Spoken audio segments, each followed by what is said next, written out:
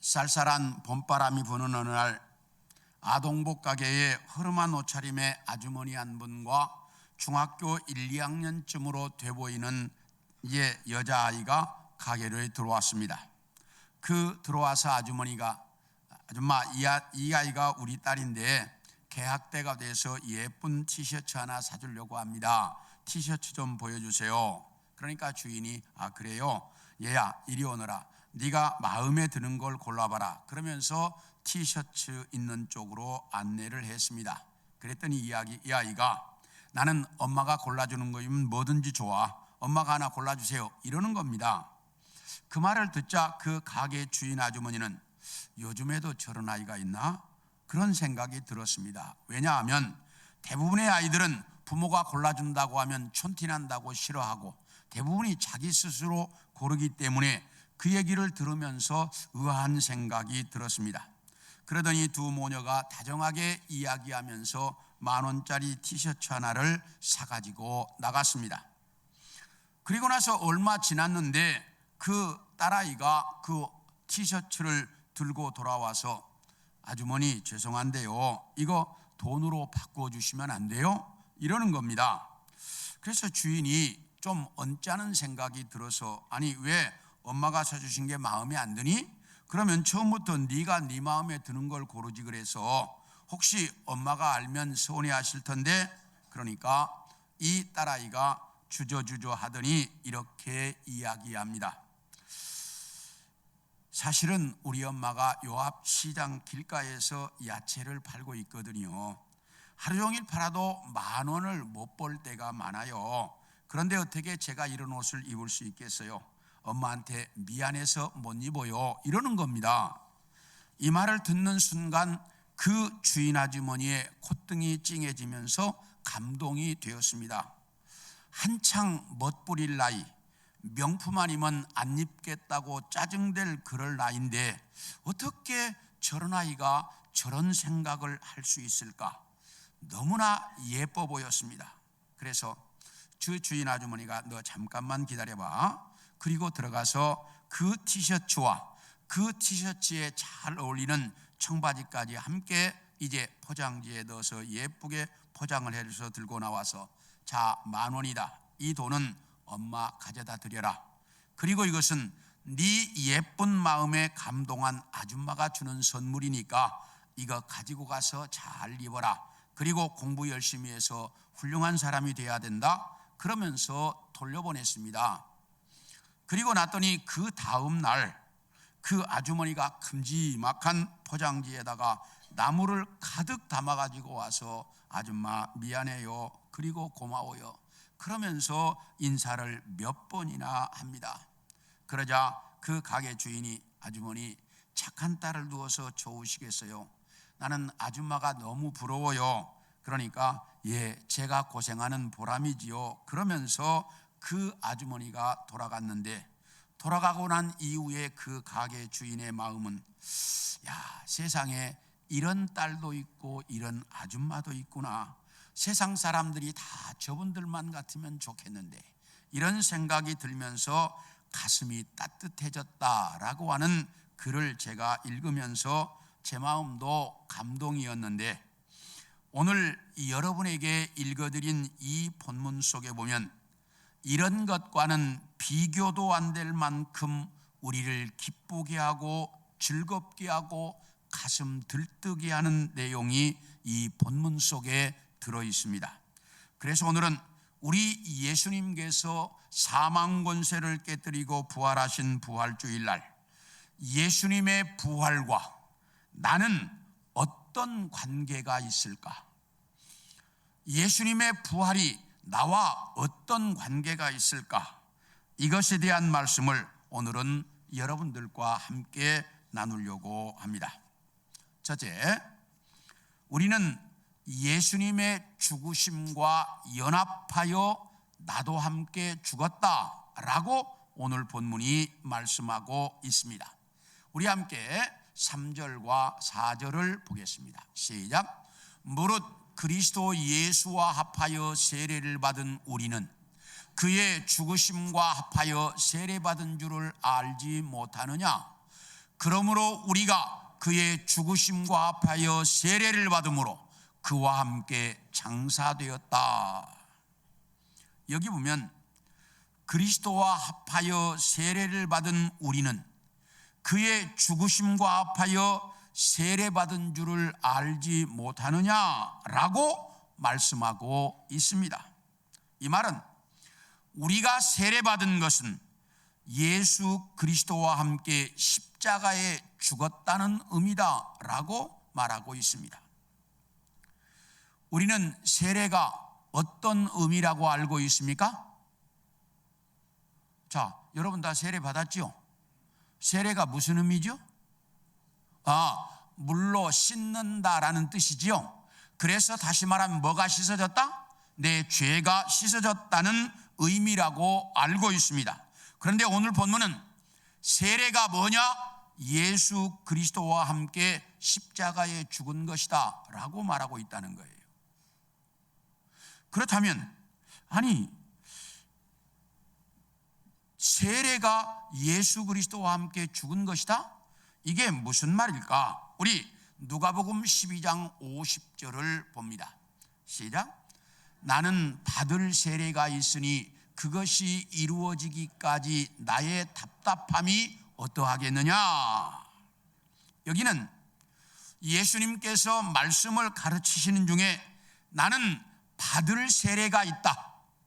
무슨 세례? 예수님은 세례 받았어요, 안 받았어요? 누구한테? 세례 요한에게 세례 받았어요. 그런데 나의 받을 세례가 있다라고 예수님이 말씀하시고 있습니다. 그러면서 뭐라고 말하느냐? 그 세례를 받을 때까지 나는 대단히 답답하다 이렇게 말씀하시고 있습니다. 그렇다면 예수님을 몹시도 답답하게 만들었던 그 세례는 도대체 어떤 세례일까? 그것은 예수님께서 십자가에 죽으시는 십자가 사건을 말씀하고 있습니다. 우리 함께 누가복음 3장 16절도 봅니다. 시작. 요한이 모든 사람에게 대답하여 이르되 나는 물로 너희에게 세례를 베풀거니와 나보다 능력 많으신 이가 오시나니 나는 그의 신발끈을 풀기도 감당하지 못하겠노라. 그는 성령과 불로 너희에게 세례를 베푸실 것이요. 여기 세례 요한이 수많은 사람들에게 나는 너희에게 물로 세례를 베풀지만 내가 신발끈을 풀기도 감당할 수 없을 만큼 능력 많으신 분이 내 뒤에 오시는데 그분은 너희에게 성령과 불로 세례를 베푸실 것이다 라고 말씀하고 있습니다. 여기서 말하는 성령 세례는 우리가 잘 압니다. 그런데 여기서 말하는 불로 세례를 베푼다는 불세례는 뭘까? 불세례는 뭘까? 어떤 학자들은 불세례와 성령 세례를 동일시하는 학자들도 있습니다. 그러나 더 많은 학자들은 이 불세례가 뭐냐? 불세례는 예수님이 말씀하셨던 십자가의 죽음이라고 말씀합니다. 그래서 예수님은 나의 받을 세례가 있다라고 말씀하셨고 오늘 본문에서는 그의 죽으심과 합하여 세례를 받음으로 그와 함께 장사되었다라고 말씀하고 있습니다. 예수님의 십자가의 죽음을 이렇게 세례라고 표현하고 있다 그 말이에요. 그런데 여기서 합하여라는 말은 이 헬라어 단어가 에이스라고 하는 단어인데 이걸 영어에서는 into라고 번역을 했습니다. 그러므로 그의 죽으심과 합하여라는 말은 우리가 예수님 안으로 들어가서 예수님이 십자가에 죽을 때 나도 함께 십자가에 죽었다. 그래서 십자가에 죽는 세례를 받았다라고 말씀하고 있다는 사실입니다. 그렇다면 우리는 왜 십자가에 죽는 세례를 받아야 했을까? 왜 십자가에 죽는 세례를 받아야 했을까? 이것을 하려고 하면 먼저 구약의 제사제도를 좀 알아야 되는데요. 구약의 제사는 5대 제사라고 해서 5가지 제사가 있었습니다. 첫째 번제, 둘째 소제, 세 번째 속죄제, 네 번째 속건제, 5번째 화목제. 그래서 이걸 5대 제사라고 하는데, 이 5대 제사 중에 딱 하나, 소제 빼고는 전부가 피로 드리도록 되어 있었습니다. 그런데 이 소제, 피 없이 드리는 제사는 언제나 피와 함께 드리는 제사에 이어서 드리도록 되어져 있었습니다. 그러므로 모든 제사는 뭘로 드린다? 피로 드리도록 되어 있었다는 말입니다. 그렇다면 제사는 왜 피로 드려야만 했을까? 이것을 알려면 제사를 드릴 때 우리는 왜 제사를 드렸습니까? 제사를 왜 드렸죠? 제사를 드리는 이유는 우리의 죄를 뭐 하려고? 사함 받으려고 제사를 드렸습니다. 물론 감사제나 서원제 같은 제사도 있었지만 대부분의 제사들은 전부가 다 우리가 지은 죄를 용서받기 위해서 제사를 드렸습니다. 그런데 우리 함께 히브리서 9장 22절을 봅니다. 시작. 율법을 따라 거의 모든 물건이 피로써 정결하게 되나니 피 흘림이 없은즉 사함도 없느니라. 왜 피로 제사를 드려야 되냐? 피 흘림이 없으면 우리 죄를 용서받을 수 없다는 말이에요. 피 흘림이 없이는 사함도 없다, 이렇게 정확하게 말하고 있습니다. 그러므로 피 흘림이 없으면 우리의 죄사함을 받을 수 없기 때문에 제사는 피로 드려야만 했습니다. 그러므로 우리의 죄를 용서받으려고 하면 뭐가 있어야 한다는 말입니까? 피가 있어야 한다는 말입니다. 그렇다면 우리 죄를 용서받는데 왜 피가 있어야 했을까? 그 피가 있어야 하는 이유가 뭘까? 우리 레위기 17장 11절을 봅니다. 시작. 육체의 생명은 피에 있음이라. 내가 이 피를 너희에게 주어 제단에 뿌려 너희의 생명을 위하여 속죄하게 하였나니 생명이 피에 있으므로 피가 죄를 속하느니라. 육체의 생명이 어디에 있다고요? 피에 있다. 피에 있다. 그러므로 피 없이는 죄 속함을 받을 수 있다 없다? 없다. 다시 말하면 피는 내 생명을 의미한다는 말입니다. 그렇기 때문에 피 흘리는 것은 내가 생명을 드린다는 의미예요. 그렇기 때문에 피 흘림이 없이는 내 죄를 용서받을 수가 없는데, 그러면 내 생명을 어떻게 드리는 것일까? 내 생명을 어떻게 드리는 것일까? 레위기 1장 4절을 봅니다. 시작. 그는 번제물의 머리에 안수할지니 그를 위하여 기쁘게 받으심이 되어 그를 위하여 속죄가 될 것이라.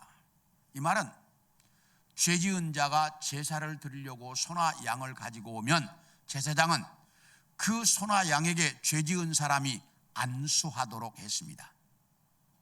안수할 때 사람의 죄가 누구에게로? 소나 양에게로 전가된다라고 말합니다. 그러니까 내가 지은 죄가 소나 양에게 안수할 때 내 죄가 어디로 넘어간다는 거예요? 그 소나 양에게 넘어간다는 거예요.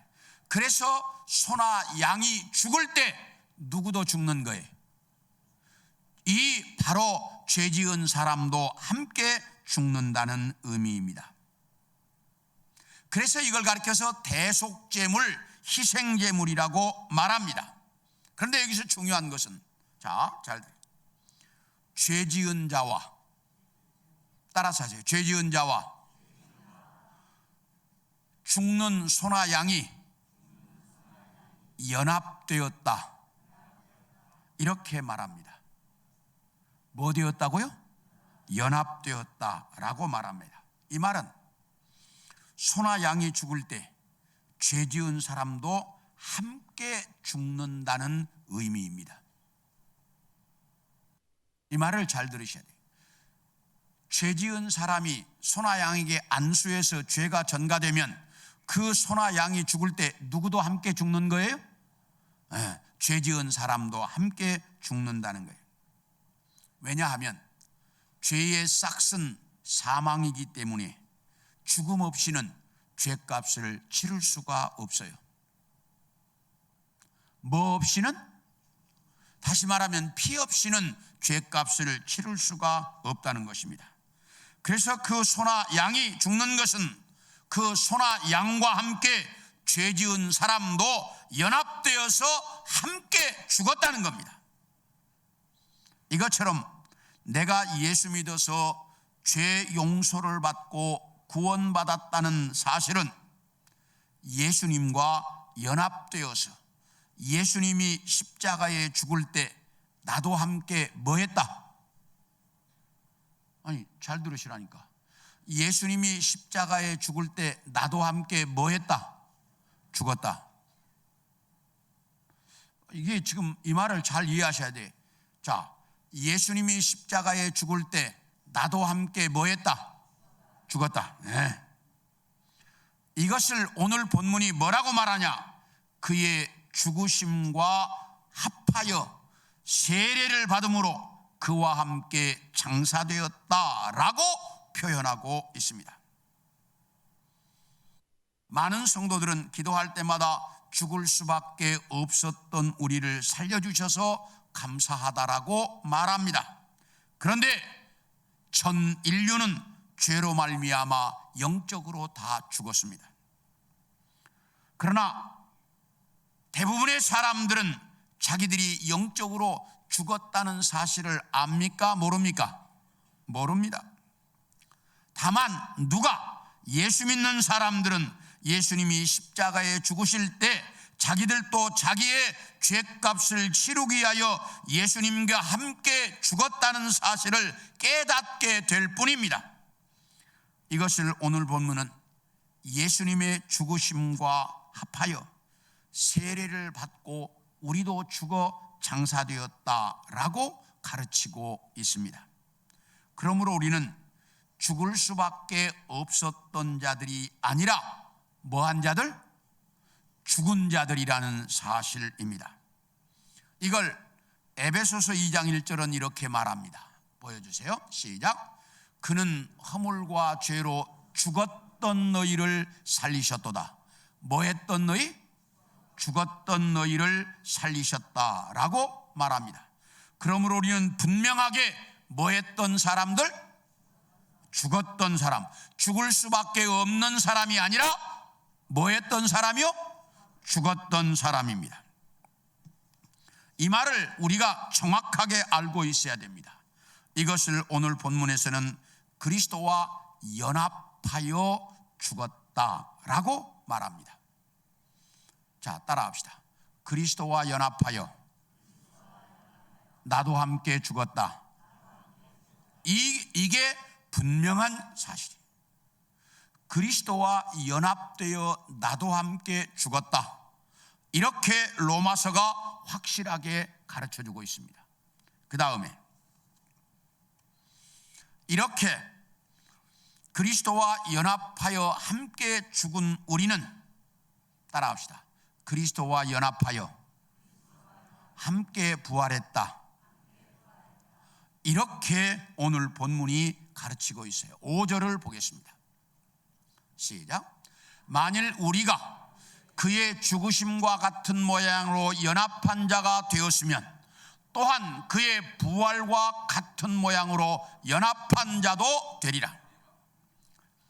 여기 예수님과 연합하여 함께 죽은 자는 예수님과 연합하여 함께 부활했다, 이렇게 말씀하고 있습니다. 그러므로 우리는 이 사실을 정확하게 알아야 됩니다. 나도 예수님과 연합하여 함께 십자가에 죽었고, 예수님이 사망 권세를 깨뜨리시고 부활할 때 나도 주님과 함께 연합해서 뭐 했다? 부활했다라고 하는 사실입니다. 그렇다면 내가 부활했다는 말이 어떤 의미냐?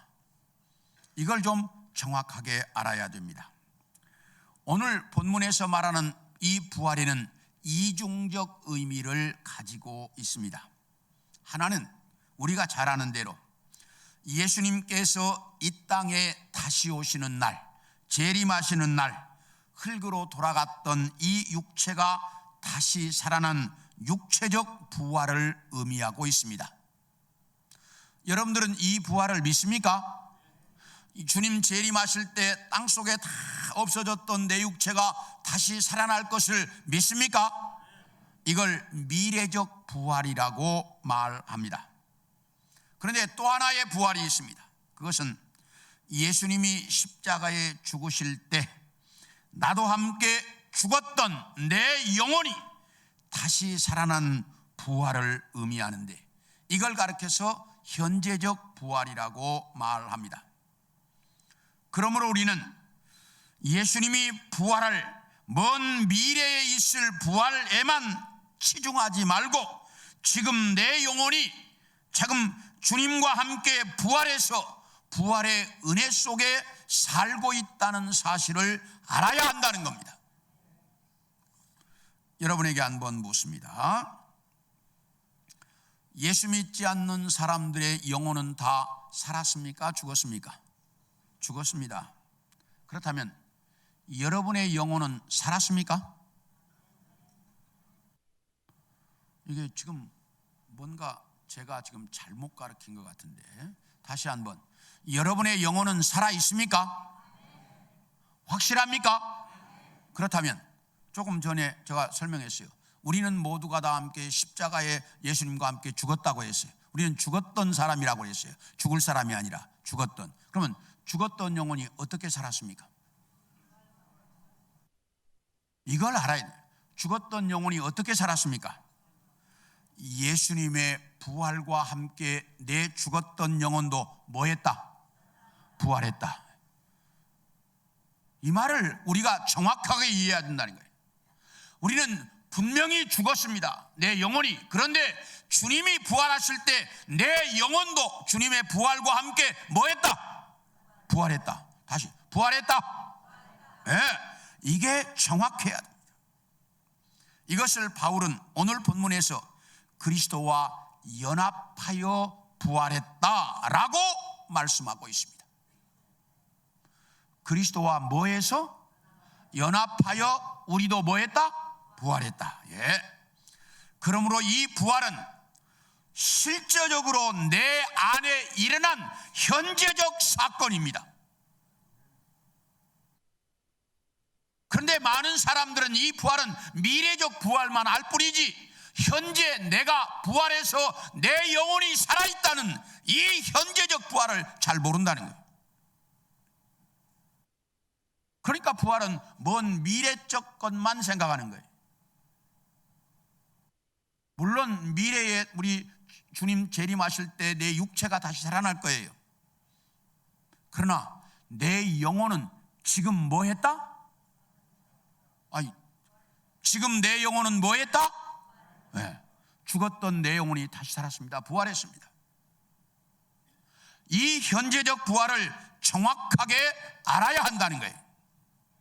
그런데 우리가 또 하나 기억해야 될 것이 있는데, 이 부활은 스스로 살아날 수가 있습니까? 없습니까? 없습니다. 우리 함께 고린도전서 6장 14절을 보겠습니다. 시작. 하나님이 주를 다시 살리셨고 또한 그의 권능으로 우리를 다시 살리시리라. 예수님의 부활도 누가 살리셨고? 하나님이 예수님을 살리셔서 부활하게 하셨고, 그 하나님이 우리도 뭐하게 할 것이다? 다시 살려서 부활하게 할 것이다 라고 말씀하고 있습니다. 그러므로 이 부활은 스스로 살아난 것이 아니고 하나님이 살려주셔야만 되는 것이 이 부활인데, 하나님께서 예수 그리스도를 부활시키셨고, 그리고 예수 그리스도를 부활시키신 것처럼 나도 부활시키실 것이라고 말씀하고 있다는 사실입니다. 그러므로 오늘은 하나님께서 예수 그리스도를 살려주신 날인데, 그 예수 그리스도와 함께 나도 뭐한 날? 그렇지, 나도 부활한 날이라는 사실을 알아야 한다는 겁니다.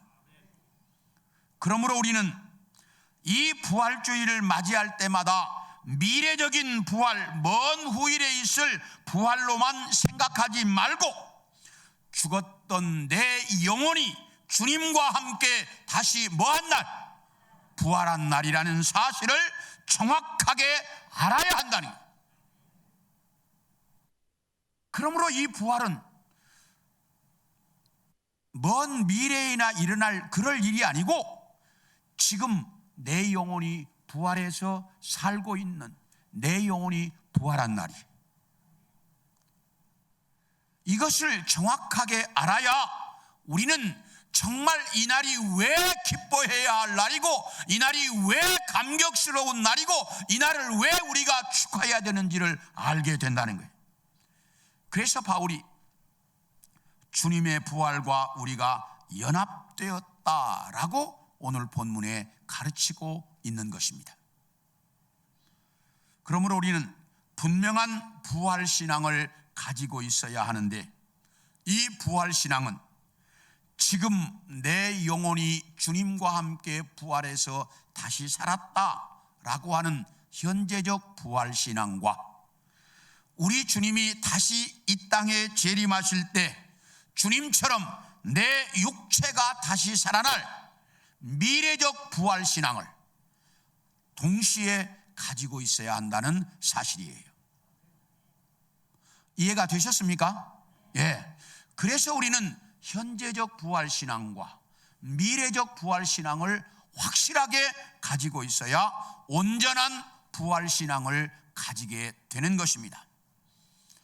사랑하는 성도 여러분, 우리는 분명히 주님과 함께 십자가에 죽었다가 다시 살아서 부활의 모습으로 살고 있는 사람이라는 것을 분명하게 알고, 부활의 기쁨과 감격 속에 살아갈 수 있기를 축원합니다. 그렇다면 우리는 어떤 모습으로 부활할 것인가? 우리 누가복음 24장 39절을 보겠습니다. 시작. 내 손과 발을 보고 나인 줄 알라. 또 나를 만져보라. 영은 살과 뼈가 없으되 너희 보는 바와 같이 나는 있느니라. 여기 보면 부활하신 예수님께서 제자들이 모여있는 방 한가운데 갑자기 나타나셨습니다. 분명히 제자들은 유대인들이 두려워서 방문을 꼭꼭 걸어 잠그고 있었는데, 그 걸어 잠근 방문이 열린 적이 없습니다. 그런데 예수님이 갑자기 방 가운데 나타나시더니 너희에게 평강이 있을지어다 라고 말씀합니다. 그러니까 놀란 제자들이 예수님의 영이 왔구나, 이렇게 생각을 했습니다. 그러니까 그 제자들의 생각을 아신 예수님께서 너희는 어째서 나의 부활을 믿지 못하고 의심하느냐? 자, 이리 와서 내 손과 발을 만져봐라. 너희가 생각하는 영체는 살과 뼈가 없지만 나는 살과 뼈가 있다. 이렇게 예수님께서 제자들에게 보여주시고 말씀하셨습니다. 그러나 제자들이 이 말을 믿을 수가 없습니다.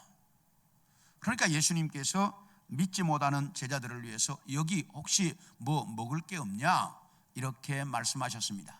그러니까 제자들이 구운 생선 한 토막을 가져다가 드리면서 여기 있습니다. 그러니까 예수님께서 그 구운 생선 한 토막을 맛있게 잡수셨다라고 성경은 말씀하고 있습니다. 그런데 이 과정에서 보면 부활하신 예수님의 모습 중에 두 가지의 특징이 있습니다. 하나는 여러분과 저와 똑같은 육체를 가지고 있었다라고 하는 사실입니다. 다시 말하면 사람이 손으로 뭐 할 수도 있고 만질 수도 있고 또 음식을 뭐 할 수도 있고 먹을 수도 있고 마실 수도 있고 또 뭐 할 수도 있고 생각할 수도 있어서 제자들이 무슨 생각을 하는지를 아시고 말씀하셨잖아. 그러니까 생각할 수도 있었습니다. 제자들이 생각했던 영체와는 완전히 다른 모습입니다. 왜? 영체는 만질 수도 없고 먹을 수도 없고 생각할 수도 없습니다. 그런데 부활하신 예수님의 모습은 완전히 우리의 모습과 똑같은 모습이었다라는 사실입니다. 그리고 또 하나의 특징은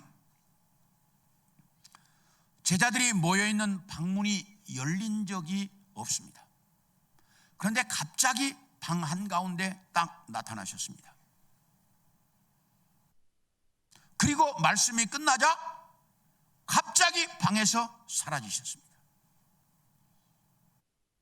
이걸 가리켜서 공간의 제약을 받지 않는다, 또 시간적 제약을 받지 않는다라고 해서 시간과 공간을 초월해 있다라고 말합니다.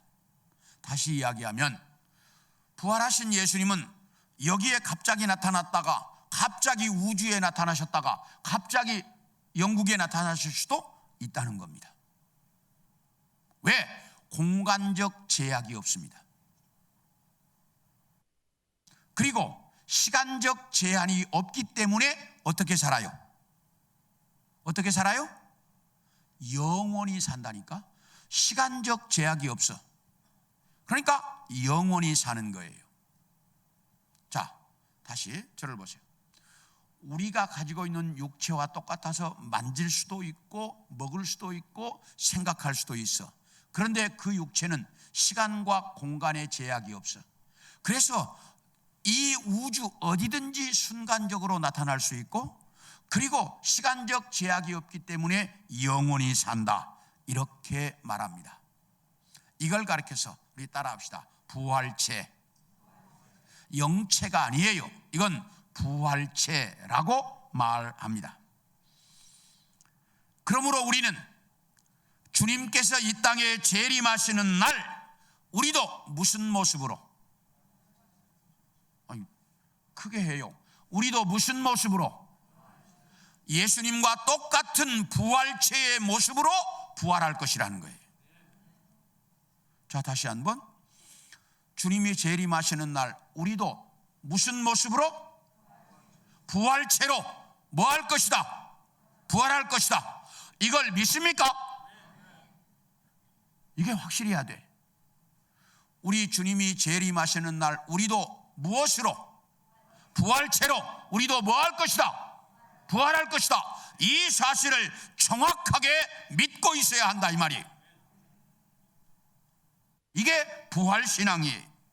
그런데 또 하나는 죄로 말미암아 죽었던 내 영혼이 주님과 함께 부활했다는 사실. 죽었던 내 영혼이 주님과 함께 뭐 했다? 부활했다 라고 하는 이 사실, 이것도 정확하게 믿어야 합니다. 그러므로 잘 들으셔요. 내 육체는 부활했어요, 안 했어요? 안 했어요. 내 육체는 아직 부활하지 않았잖아요. 주님 재림하신 날 부활할 거니까 육체는 부활하지 않았어. 그렇기 때문에 이 육체는 뭐예요? 죽어요. 부활하지 않았기 때문에 죽어요. 때가 되면 여러분이나 저나 다 이 육체는 부활하지 않기 때문에 죽어요. 그런데 여러분이나 저의 영혼은 부활했어요, 안 했어요? 부활했어요, 안 했어요? 그렇기 때문에 이 영혼은 죽지 않고 뭐 한다? 영원히 산다, 그 말이야. 이 사실을 정확하게 알아야 돼. 내 육체는 아직 부활하지 않았어요. 그렇기 때문에 때 되면 죽을 거예요. 그러나 내 영혼은 뭐 했기 때문에? 부활했기 때문에 어떻게 살아요?